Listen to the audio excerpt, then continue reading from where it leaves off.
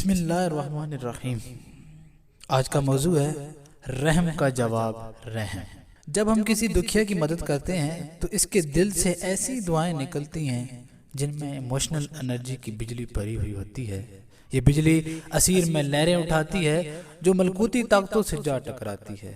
جواباً یہ طاقتیں ایسی لہریں چھوڑتی ہیں جو ہر دل میں رحم کرنے والے کے متعلق جذبات رحم و محبت بھر دیتی ہے۔ اسی قانون کے تحت ظالم ظلم کا شکار بنتا ہے۔ ٹرائن اپنی کتاب میں لکھتا ہے Give the world the best you have and the best will come back to you۔ دنیا کو بہترین چیز دو اور جواباً تمہیں بہترین چیز ملے گی۔ کسی اور دانشور کا مقولہ ہے Those who live by hate die by hate and those who live by sword die by sword۔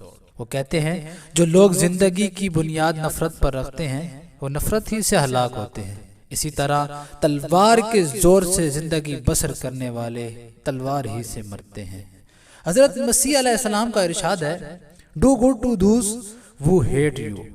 وہ کہتے ہیں جو لوگ تم سے نفرت کرتے ہیں ان سے بھلا کرو۔ حضرات گرامی، نیکی کی بدولت ہم کائنات کی ان طاقتوں سے رابطہ پیدا کر لیتے ہیں جو رحم و احسان کا سرچشمہ ہیں، اور بدی سے ہم تباہ کن طاقتوں کو گھر میں آنے کی دعوت دیتے ہیں۔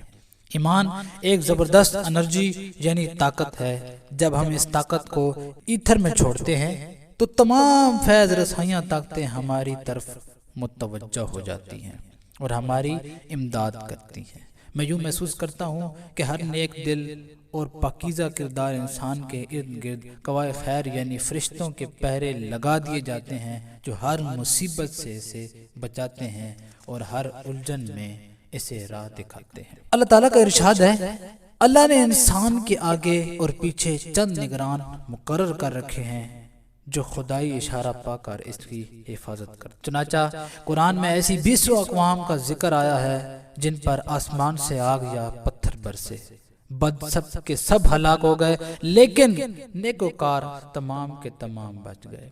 کائنات کے مخفی کارندے ہمیں ہر جگہ مصروف عمل نظر آتے ہیں۔ کٹاؤں کو برسنے اور تھمنے کا حکم کون دیتا ہے؟ پھولوں میں رنگ و بو کون بھرتا ہے؟ مکھی کو شہد بنانے کا فن کس نے سکھایا؟ ہمارے دل کی مشین کون چلا رہا ہے؟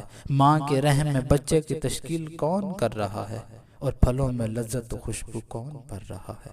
جواب ایک ہی ہے کہ فطرت کا مخفی ہاتھ۔ ناظرین، اس ہاتھ کو بڑھ کر تھام لیجئے۔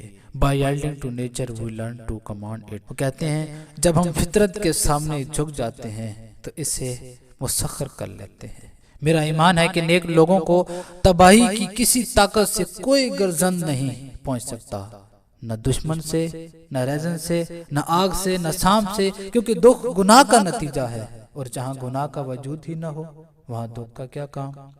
جو ہی گناہ انسان کی زندگی میں داخل ہوتا ہے وہ خفیہ پہرے دار واپس بلا لیے جاتے ہیں اور انسان بے شمار مصائب کا شکار ہو جاتے ہیں۔ رائن لکھتا ہے کہ صحیح خدا پرستی ہی سچی دانش ہے۔ جس شخص کو یہ دانش حاصل ہے اور وہ خداداد طاقتوں کا صحیح استعمال جانتا ہے، اس پر یہ عظیم کائنات اپنے خزائن کے منہ کھول دیتی ہے اور وہ حسب طلب پاتا ہے۔ اسی دانش کا نام آسمان کی بادشاہت ہے، جس کی خبر حضرت مسیح علیہ السلام نے یوں دی تھی کہ کیا تمہیں علم نہیں کہ آسمان کی بادشاہت تمہارے اندر ہے؟